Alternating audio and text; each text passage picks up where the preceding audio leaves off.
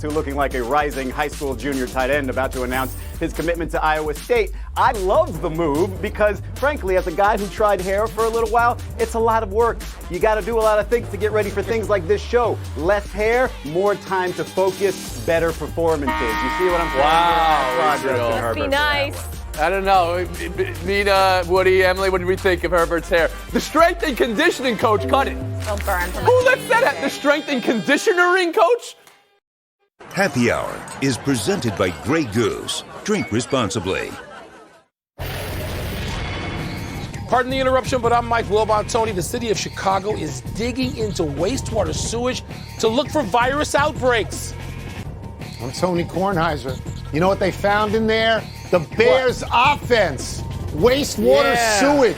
Bears. Yeah, I got a feeling that this is going to be our new Uranus opening. This is going to replace Uranus. You know, well, at least you'll be able to be cooperative to it. Bears offense jokes. Woo! Yeah. And always with a certain smell to them, I believe. Welcome to PTI, boys and girls. In today's episode, the Rockets may stand pat. College basketball seems shaky, and Ohio State is a big, big favorite over Indiana. But we begin today with the NBA draft that will take place tonight when the NBA season is usually ongoing. There's no consensus who is going at the top of the draft or in what order. Wilbon, who would you be willing to gamble on? James Wiseman. And we're looking at him right now. I'd be willing to gamble on him. And Tony, there's some word out there that a team may gamble and trade up, or Golden State, you could say, in the number 2 spot after Minnesota picks 1, that if James Wiseman is not selected 1 and he's still there at 2, that Golden State could trade down with, you don't want to hear this, but the Chicago Bulls, who are at 4. And they would trade for Wendell Carter. And that way, Tony, not only does Golden State get a front court guy that can do the dirty work, defensive stuff, Wendell Carter, a couple of years removed from Duke, but then at number 4, they can still pick up a player they want or trade down further or trade out of it and get a veteran player. Golden State wants to go for it now. They want guys who can help now. Maybe Wiseman, who's 19 years old, don't really think he can help them now. That's not what the NBA does. So Wiseman is so talented, the 7-footer out of Memphis who can do a lot of things. But Tony is 19. He's not going to help anybody in the spring or summer for a while now, so maybe he's the guy you gamble and take. So I can't fathom the draft at all. I haven't seen any of the players. Once they cancel the NCAA tournament, which is where I go to look for who's good and who's bubbling up in pressure situations, I didn't see anybody. I have heard of Wiseman, and I know that Wiseman hardly played at all. He was suspended for 7 games on ineligibility, and then he left. He left the program entirely, and so he played a total of 3 games. I will tell you this, and I'm glad you talked about a trade. Whatever pick I had, 1 through 10,000, I'd try to trade that pick tonight and get somebody who's already in the league that I like a little bit. I would eagerly trade the number 1 overall pick because I don't think there's a real book on these players yet. Tony, there are books on them. The books may not be all that accurate. 2 years ago, you would have said, because you hadn't seen them, Luka Doncic, I don't want him. It's 2 years ago. I know what you said 2 years ago because it's like these guys now. There's an Israeli kid who's 6'8" or 6'9" who could be sitting there 4, 5, or 6. We don't know because, you haven't seen him. There's a book. People who get paid to do this, even those for this network, they know what the book is. No, I get this. But we're doing this show, and I haven't seen anybody because there was no college basketball. I mean, the Georgia kid is so highly rated, thinks of himself as a football player. Yeah. To me, it is so chancy right now. It's as chancy as it was with high school kids, and I don't mean LeBron. I mean all those other high school kids that came out. I took some notes. If the top 10 picks, they don't have a single kid from Duke or Kentucky or Kansas, and those are schools that I watch, I am unable to gamble on any of these kids. Well, I haven't seen it. Thankfully, it's people like the who NFL are paying draft attention to the draft aren't waiting for just kids from Duke and Kansas. Because again, Tony, let's see. There's a kid named Doncic who may be in the on-deck circle for MVP and leading a team higher up into the playoffs than he did last year. I'm just saying. There's a guy named, Kawhi Leonard. Did Kawhi Leonard go to any of those schools? Oh, I don't think he's been on 2 championship teams. No, but he didn't go in the top 2 or 3 either.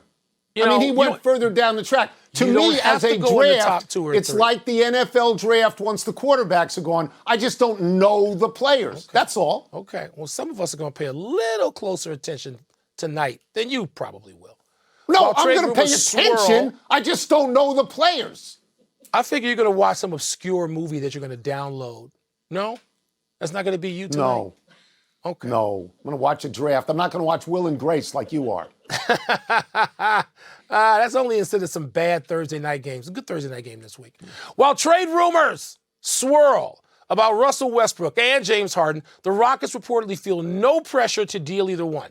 ESPN's Tim McMahon reports that Houston is, quote, willing to get uncomfortable, close quote, and keep both players on the roster as training camp opens and the season begins. Tone, could you see the Rockets keeping, despite all this swirl, Westbrook and Harden? Sure. Of course I could. I've got James Harden under contract for 2 more years.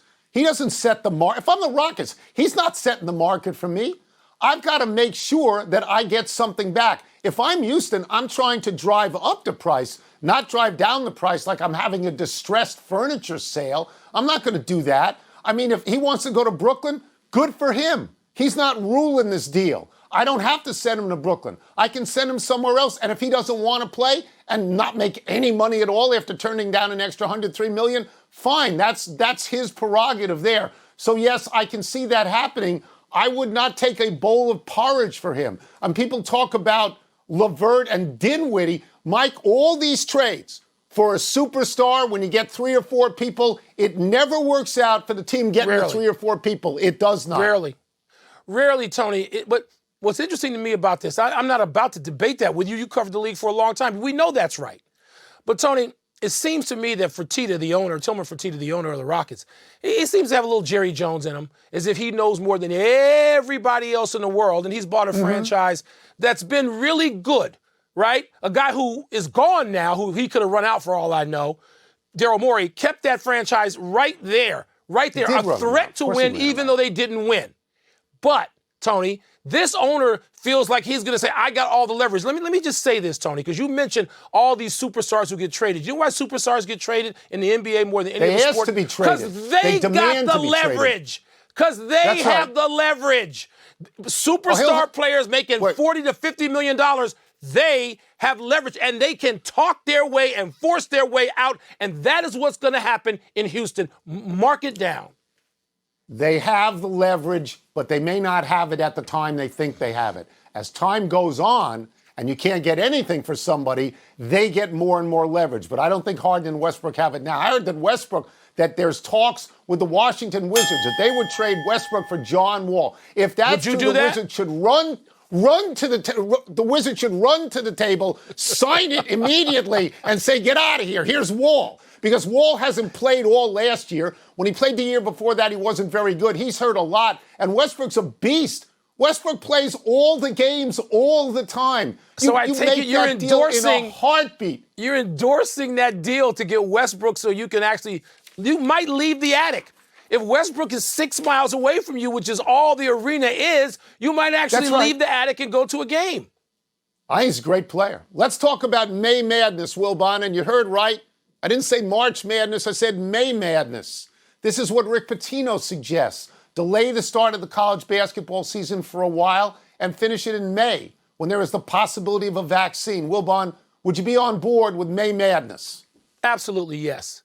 And Tony, I'd be on board with it if that made sense. I'm on board with whatever makes sense, usually in these particular situations. Whatever the world's condition dictates, and the world's condition and science's response to the world's condition.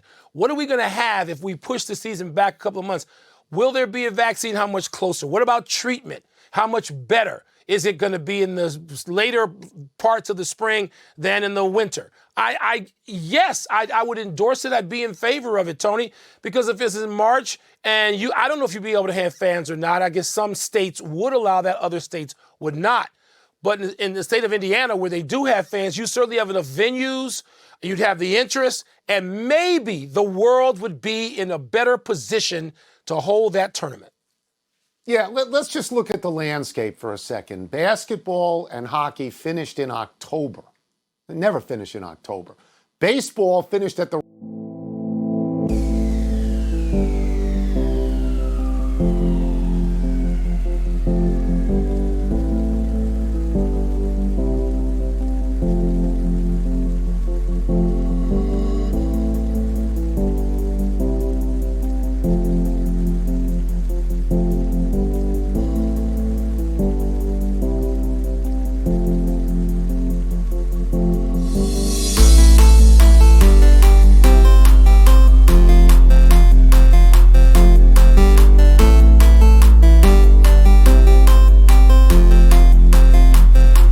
guarantee, just do it, right? I don't even see why you. Rick Pitino's Tony, right, isn't he? Look, there's enough news. I'm hesitant to call it good news, even though I feel it's good news, about vaccines, plural, and about treatments, plural. There's enough good news out there to at least wonder, seriously, if we can buy some extra time, maybe we're then at an advantage staging this jewel of an event, this tournament in May rather than March. Yes, I'd be in favor of it.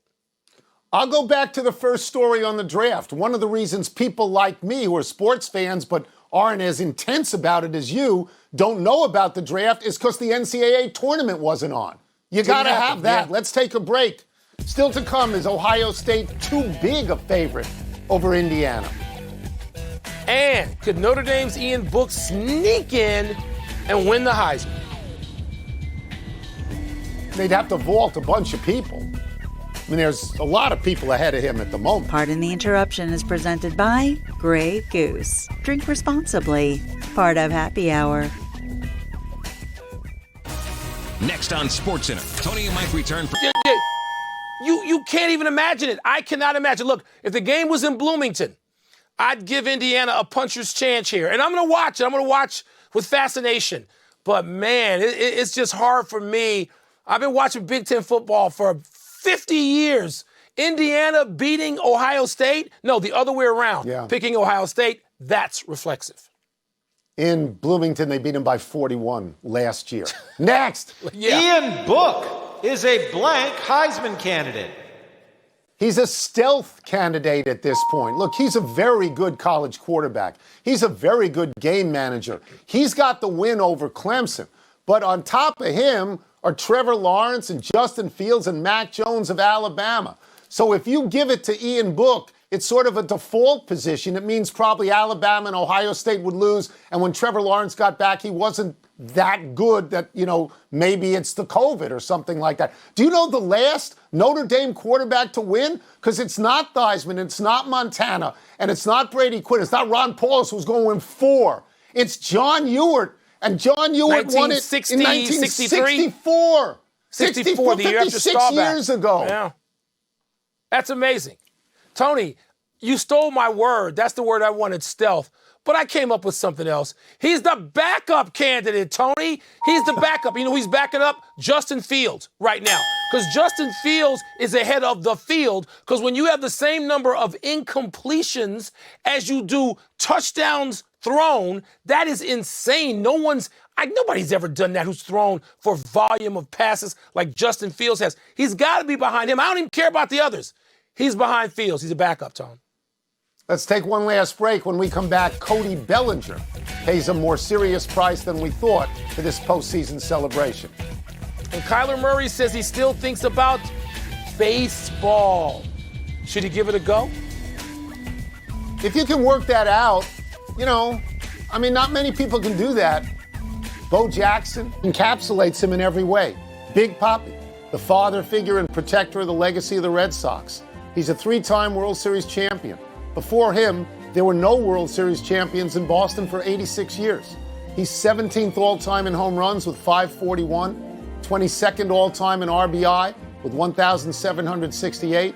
If you made a list of the greatest everyday Red Sox players of all time, and there's Rice and Fisk and Lynn and Yaz and Manny and Nomar and Pedroia and others, the two who would go to the top of the list are Ted Williams 1 and Big Papi 2.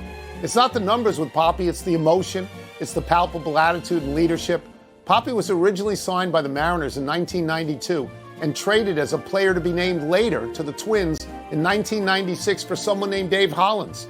The Twins released Poppy after the 2002 season, and Theo Epstein signed him. How'd that work out?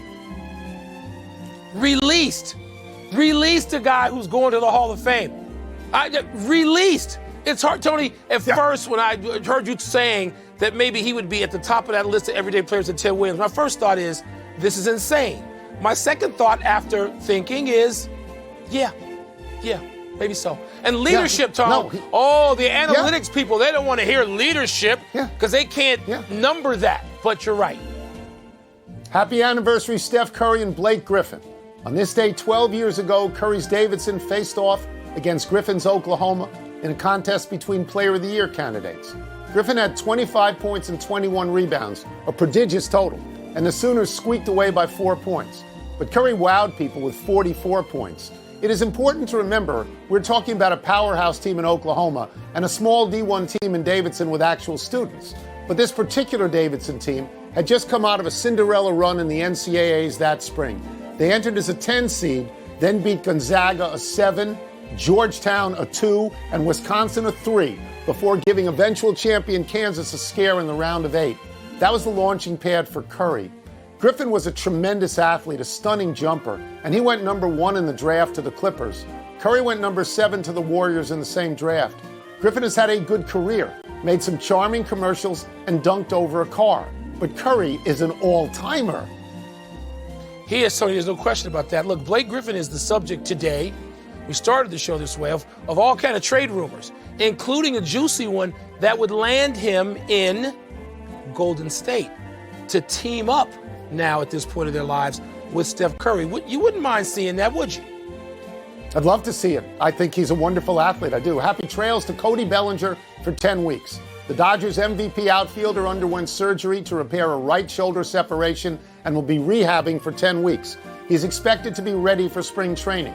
You'll recall that Bellinger separated his shoulder, celebrating a home run he hit in Game 7 of the NLCS. He did that jump in the air and bash forearms move with Kike Hernandez, and Bellinger got the worst of it. He had to get his shoulder popped back into place so he could finish the game. He did not miss any time in the World Series where, by the way, he did a toe tap, not a forearm bash, when he celebrated. Bellinger's a sturdy player. He played 162 games in 2018, 156 in 2019. On a personal note, I like Bellinger. When he's at the top step of the dugout with his hat off and his bandana on, that squinty look reminds me of Jeff Spicoli in Fast Times at Ridgemont High. Oh, goodness. Tony, with the swing and the arrogance and the energy, he reminds me of Will Clark. And I guess Bellinger probably is a better player. Will Clark was on some terrific teams in San Francisco. But you get any of that? You see it all why he reminds me in some ways of Will Clark? I do. And I really like watching him play. Him and Mookie out there. It's just fun great. to watch. Great to watch. Baseball suspended Mets second baseman Robinson Cano 162 games after testing positive for steroids for the second time. Cano was suspended 80 games in 2018 for the same thing when he was with the Mariners. The 38-year-old 8-time All-Star just had